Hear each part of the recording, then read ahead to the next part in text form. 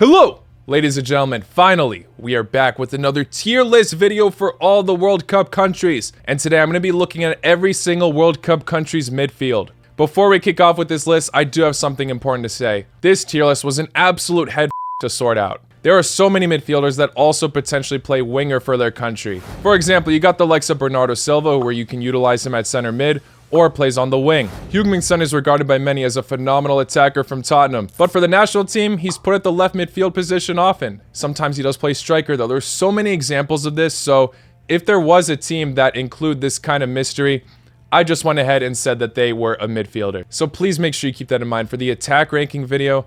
I'm not even sure how to go on about that at this point. I might have to include those players in that equation as well. I tried my best, but regardless, let me know your thoughts to this tier list in the comments below. Let's do it all in reverse again. So starting off with Group H, Portugal. It's actually a very debatable call. I'm torn between S or A. There's obviously some serious quality on the team. I already mentioned Bernardo Silva is an option. Bruno Fernandez didn't have the greatest season with Manchester United, but can still definitely bounce back and was key in those last moments of the World Cup qualifiers. There's underrated talent like Otavio, who's now making an appearance with the national team. And then you've got a mixed experience of veterans like Joao Moutinho, along with some underrated players playing domestically like Palhinha. And without a doubt, it's a competitive position in the national team. I'm starting out with a very tough pick. With Bruno Fernandez not in the spotlight as much as before, some people might doubt the Portuguese midfield, but I think they have it all. They have that creativity like Fernandez and Bernardo Silva. Then they have a lot of options for center defensive mid. Also Herrera. I know he's been playing center back for the national team lately, but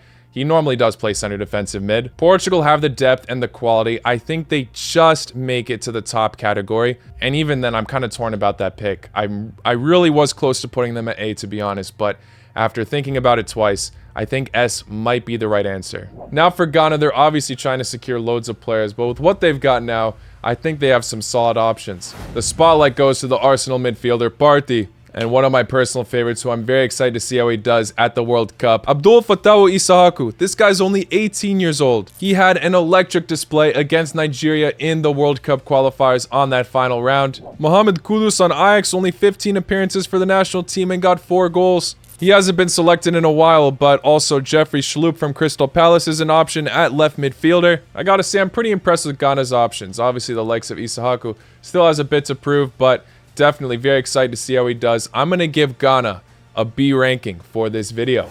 Now for Uruguay, they're definitely on the right track at becoming great in this position. Valverde has been immense this year. Although playing on the wing often for Madrid, he's still known for his midfield capabilities and normally plays there for the national team. Bentancur at Tottenham, I'm very curious to see if he can prove his worth this season. Many underrated players as well, such as Jorge André Ascareto, who plays in Brazil. Solid center attacking midfield who clutched Uruguay to the final steps in qualifying for the World Cup. Vecino on Inter Milan, Lucas Torreira, plus many others. Obviously, Valverde is class at this point. He's still pretty young, but definitely has shown his capabilities for the club, the national team.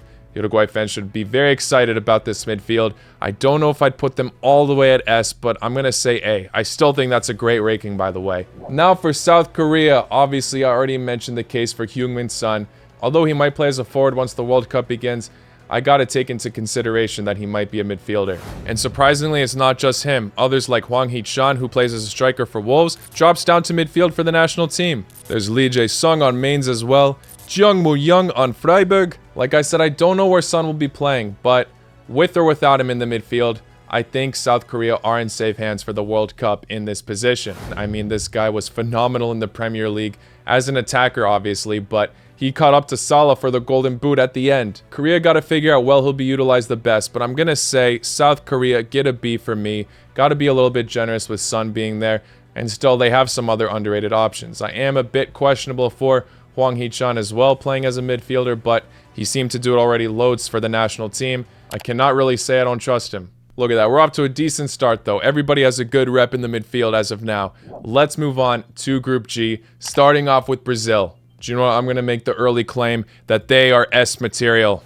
They obviously have 2 incredible center defensive mids, Casemiro and Fabinho. Versatile Paqueta, Coutinho, who still pulls through for the national team. Many other talents like Arthur, Guimarães. Brazil definitely have that experience that can pave their way to success at this World Cup in this position. I'm sorry, but I gotta give this national team an S. Still, to me, one of the World Cup favorites. Now for Serbia. Serbia has some serious talents in the midfield. Milinkovic-Savic is the obvious player who comes into mind. Lazio's best player and one of the best midfielders in the Serie A. But then there's also Dusan Tadic staying loyal to Ajax and is doing phenomenal there. Goes up a lot to provide those glorious assists. You could utilize him as a winger as well, but is put in the midfield a decent amount. You've got Kostic on the left, one of the key components to Frankfurt's Europa League success. But then there's also some other underrated options that go unnoticed. Gudeli, Maksimovic, plus many others. Do you know what? I'm so tempted to put Serbia at the S category, but I think they just miss out. I'm going to say they're in the same ranks with Uruguay. They get an A, though. That's still phenomenal. It's really close, so they get an A+ for me. Now for Switzerland, obviously an extremely underrated side in Europe. Shaqiri, that versatile option, obviously, is a bit past his prime at this point, but who knows? Maybe he'll turn up for the national team. You've got Zuber, who seems to be more confident ever since he's joined Athens. Granit Xhaka, Arsenal's favorite, but for real, he always seems to play pretty well for the national team. Zakaria on Juventus, Saw on Frankfurt. On their game, they can be absolute animals, but on paper and with their recent performances, actually, they haven't been too impressive as of lately. Maybe they'll turn up once again for a major tournament, but I'm gonna say Switzerland, get a B for this video. Now for Cameroon, I already went about this underrated player, Zambo Anguissa. There's some other underrated options like Pierre Koundé on Olympiacos. Toko Ekambi also can play at left midfielder. I'm going to get some criticism for this. I always do when I do a national team a tad bit dirty, but I think despite Cameroon having these solid options like Anguissa, I think the midfield is not their strong suit as a whole. Anguissa can't do it all on his own, and I've also seen some people say that he can be disappointing for the national team. I'm sorry, Cameroon, I don't mean to be harsh, but I'm gonna say you guys get a C for this video. Prove me wrong. Have a classy midfield performance. Anguissa, carry the team, but yeah. Now moving on to Group F, starting off with Belgium. KDB, obviously one of the best midfielders in the world. Maybe an aging Axel Witsel, but he still can cause some serious damage. Tielemans as well. Eden Hazard normally plays up top, yes, but Thorgan Hazard is usually utilized in the midfield. There's obviously other options which I failed to mention, but you get the point. Belgium are stacked. Disintegrating golden generation, sure, but their midfield still pulls through. De Bruyne might help carry this ranking, but I'm giving Belgium an S for this video. Now for Croatia. I don't even think I'm going to be biased by saying this. The Croatian national team might have the best midfield in the World Cup. You might be able to make some arguments for some other teams, but they're definitely up there. Without a doubt, I'm saying it right now. Croatia are an S. Modric is obviously the biggest name there, one of the best midfielders in the world. Brozovic is the best center defensive mid in the Serie A. Inter always don't look as structured whenever Brozovic fails to make an appearance. Kovacic as well, I still feel like he gets less recognition for his club compared to the other midfielder options, but he's definitely a key player. Not to mention, Croatia have other options like Pasalic, who has proven to be very decisive for us, scoring against Denmark in the Nations League, bringing us back to fight against Spain in the Euros, although we still lost. Ivan Perisic, who is usually on the left, is so decisive for Croatia as well at many moments. Tottenham are so blessed to have him now. Croatia is going to be one of the easiest selections in this video. Now for Canada.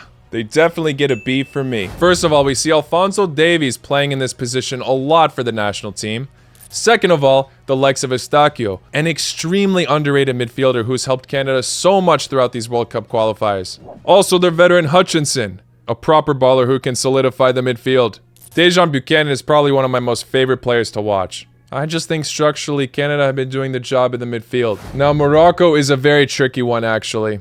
You've got a lot of players playing for exciting clubs, but also many of them don't normally start that much for their clubs. Perfect examples are Amrabat, Barkok. Then you've also got the likes of Faisal Fire, actually not doing that bad in the Turkish league. Tarabt. These are all some memorable players though. Tarabt has been in the scene for so long now, already 33 years old. Morocco fans, I do apologize. I think you excel in the goalkeeper position, the defense, and possibly even the attack, although some of you guys do criticize En-Nesyri. Midfield, though, I'm not too impressed with. I'm sorry, Morocco. Lots of love to you guys, but I'm giving you a C with Cameroon. 2 African teams in the C ranking, damn. Now for Group B, starting with Germany. Another easy S, look at that. You've got serial winners in that midfield. Kimmich and Goretzka are simply born to win. Gundogan, despite playing for a top club like City, still seems to be underrated. Musiala, who could definitely potentially be the youngster of the tournament. Havertz, who is caught playing up top himself, but can play in that attacking midfielder role if needed. Marco Reus in a similar situation. If you disagree with this pick, I simply don't know what to tell you. Now moving on to the next team, Spain. Would you look at that? Another easy S. Damn, lots of S teams in this list. I also think they have one of the best midfields in the World Cup, along with their playing style. It just suits these players so well. One of the most exciting young ballers, Pedri, the experienced captain at center defensive mid, Sergio Busquets, another very hardworking center defensive mid, Rodri, although he doesn't get a lot of playing time for the national team. Skillful visionaries like Thiago, Olmo, who I still feel like is not talked about enough. I could go on and on. There are so many players to mention. The depth in this position is also absolutely insane. Easy S for this video. Now for Japan. Oh, in this position, Japan are a lot better than people think. Defensive mid Endo on Stuttgart. Shibasaki on Leganes. Haraguchi on Union Berlin. Another key player for Frankfurt in recent times, Daichi Kamada. Then a lot of left and right wingers that can also play as a midfielder depending on the formation, like Ito, Minamino. There's also Ritsu Doan, an attacking midfielder on PSV. When you take a look at all these players, I would genuinely say, if Japan were not in such a difficult group, I genuinely think they would make it out. Some people are still banking on that upset. And honestly, I wouldn't be surprised if it happens, but Spain and Germany looking too strong. Japan's midfield is also very solid, and we all know how hardworking they are when they come together collectively. I did Japan dirty in my other videos, but for this one, I think they deserve some praise. Maybe A is a bit too generous, but I think B is fair. And now for Costa Rica, we've obviously seen this side come together and click very well for the national team. 2014, the perfect example, but on paper, they might not be as good compared to the other teams in this video. Ruiz, a left-footed midfielder who can also play up top, is going to be playing in his last World Cup. Obviously aging, but he's going to want to give it his all on his last go with the national team. Borges, also with the 145 caps for the national team, will add loads of experience in this position. Compared to the other midfields we've seen in this video so far, I'm going to have to give you guys a C. It's for sure a tricky one. They play very well together collectively. Morocco and Cameroon might even take offense to this, but I also feel bad disrespecting Costa Rica like that and putting them at the bottom.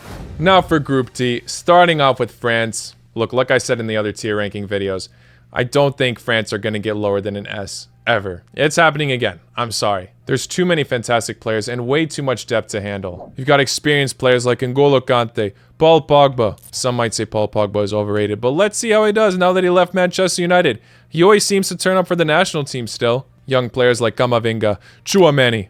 We'll see how they end up implementing one of the most informed players last season, Nkunku, as he could be an attacking mid or a striker. I don't think I need to say anymore. Look, there's such a massive list of French midfielders that the players that don't really get selected for the national team or barely start can even make their own and have a good run at the World Cup. So that just goes to show France are too stacked in every position, and they're getting an S, again, in this tier ranking list. Now for Denmark, one of the most solidified units in the World Cup. One of the most talked about players. Eriksen is obviously a midfielder for the national team. Højbjerg from Tottenham, such a phenomenal player. Daniel Wass, although a bit inconsistent, very versatile, can even play as a fullback. Thomas Delaney on Sevilla. Lindstrom, very exciting player, again from Frankfurt. Damn, this club just has so much exciting talent. I'm probably forgetting about a few, but regardless, Denmark to me are an A-tier midfield side. Many might argue that they're not too flashy of players, but they do the job at the end. Denmark have been fantastic lately,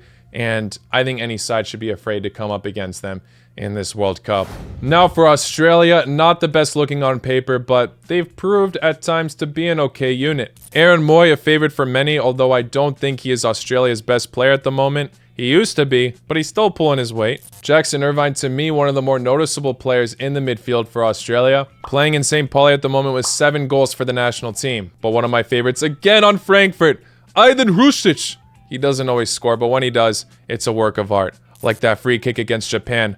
Oh, and he made the difference against the UAE in that second to last round for the World Cup qualifiers. By any means, it's actually not a bad midfield, and I do love a lot of these players, but compared to the rest, I'm gonna have to give Australia a C. Now for Tunisia, some underrated players to talk about actually, such as Laidoni, who plays for Ferencvaros in Hungary. Slimane, 21 years old and already 4 goals with the national team. He currently plays on Brøndby. Can't forget about Hannibal Mejbri on Manchester United, 19 years old. Already 16 caps for the national team, not bad. This is probably one of the most slept on teams at the World Cup at the moment. And I'm going to give them a pretty harsh ranking here. I'm going to say they're a C. Compared to the other teams, look, it just doesn't seem the same on paper.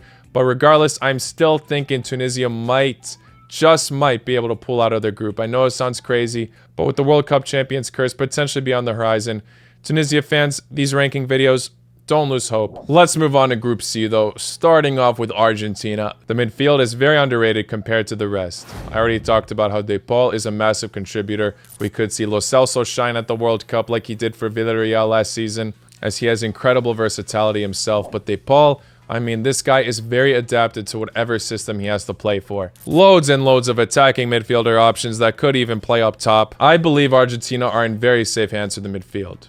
Maybe not all the way at S material compared to these other teams, but I still think they deserve a high ranking. I'm saying they get an A. Now for Saudi Arabia, some key players like Al-Dassari, who plays wide, Al-Faraj or Farai, also a very solid player with loads of experience, Otaif Bahebri. Most of the spotlight seems to go to Al-Dassari though, as he's more of an attacking player, has 17 goals for the national team. He actually has the most goals out of any player on the national team at the moment. Although I think this side is also slept on by many. Neighboring country with the host, they can pull through, but I'm saying their midfield is a C compared to these other teams. And at this point, you might take the hint that there's going to be no teams in that D ranking. As to be honest, I really don't think any team in this World Cup have a bad midfield per se. Just some way better than others. But anyway, moving on to the next team, Mexico. Many Mexico fans seem a bit doubtful for how they'll do in the World Cup. But in terms of their midfield per se, I feel like it's the one thing where things seem a bit safe. Edson Alvarez, I think, is their best player, and possibly one of the best players in CONCACAF. Without a doubt, I think he'll make a difference at the World Cup. There's the legend Guardado on Real Betis, who's going to go all out for this tournament. Hector Herrera, I know it's a mixed bag with this guy, but 100 caps. Hopefully he stays determined, even though he's now at the MLS. Many other players to go on about, obviously, and I like the options Mexico have. While leaving fans a bit hopeful, I'm going to say Mexico get a B for this video. Now for Poland. All eyes for the midfield will be on Zielinski. Fantastic creative beast on Napoli. Kuchak, also maybe not the most consistent, but 93 caps for the national team. An interesting career for sure, but there actually is an insane amount of Polish midfielders that don't seem to get all the credit in the world. For example, Szymanski, who plays on Dynamo Moscow, Mulder and youngster Kozlowski for Brighton, Jozwiak on Charlotte FC appears on the lineup quite a bit. It's hard to judge on who will end up playing for Poland in this position, as Michniewicz is still trying to figure out the national team. We saw him experimenting a lot in the Nations League. For me though, Poland get a B. They definitely have some underrated figures, and Zielinski can have a masterclass. They are still missing just that touch to be in the A category. Now moving on to Group B, starting off with England. After England's terrible results against Hungary in the Nations League, everybody seems to be having a go at this national team. But regardless, on their day, you cannot take away from how great their midfield is. We saw the likes of Calvin Phillips have a stellar Euro performance. Declan Rice solidified the defensive mid-role with him. Youngsters like Conor Gallagher and Jude Bellingham can come through. Depending on where they play, Mason Mount and Phil Foden, but we've seen them play many times up top, especially Phil Foden. When you look at the options England have and the depth that they always seem to possess, it's hard to write them off, but at the same time, if the likes of Phil Foden and Mason Mount are playing up top, they might lose some creativity in the midfield.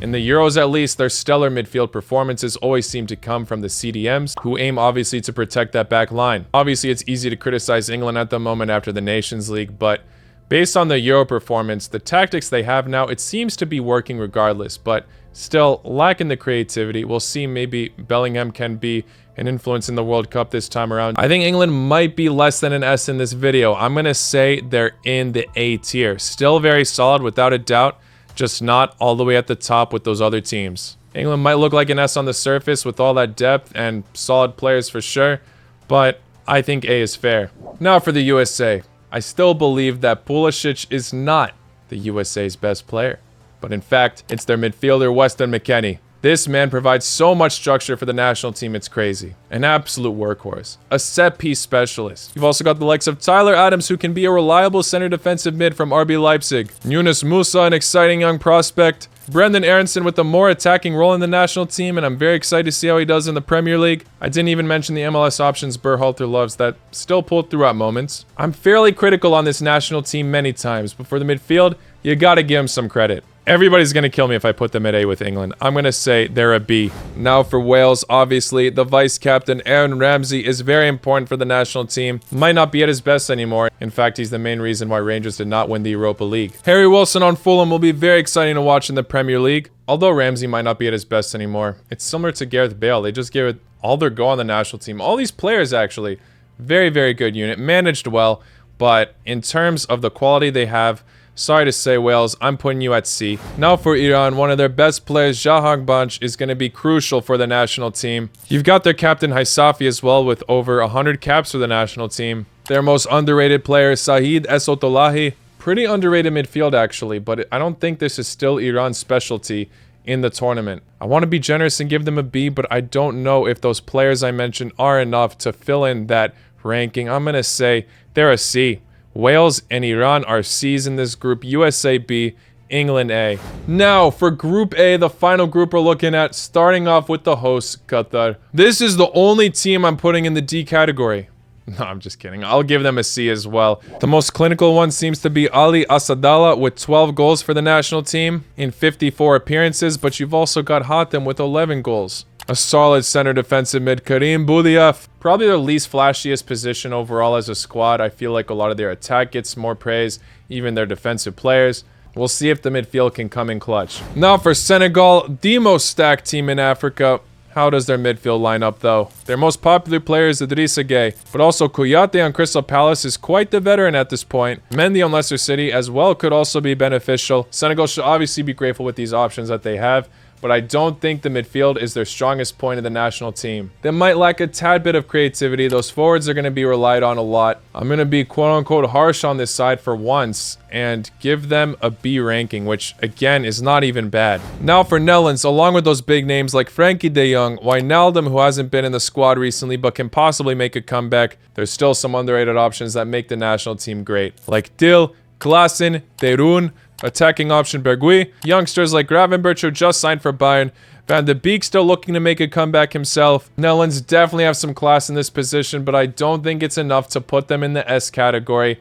I think an A is a solid shout though. Now for Ecuador, we obviously know about how many exciting youngsters they have in this squad. Moises Caicedo, one of the more popular picks. Lots of people appreciate Gonzalo Plata. Ecuador is going to be very energetic in this position, and I'm very excited to see how it's going to work out against some of these top teams in this group. I think in the future they can definitely have a very high ranking, but for now, I'm going to say they get a B. Maybe that energy is going to beat the likes of Senegal, who knows. Wow, taking a look into this list again, I could see why some of you would be upset with my picks, so let me know what I messed up on in the comments as always. Like I said, this was probably one of the hardest lists to complete. Hopefully the attacker ranking video won't be as much of a challenge, but this is my final list. Maybe I was harsh on a few of the teams. I still feel a bit bad for Cameroon and Morocco, I'm not gonna lie. But I didn't put any team at D. That's the first time I have never done that. I do think all of these midfields have potential to prove themselves at the World Cup. Thank you all for making it to the end. If you haven't already, please hit that like button. Subscribe if you're new. I'll see you all very, very soon. Take care. La con noche.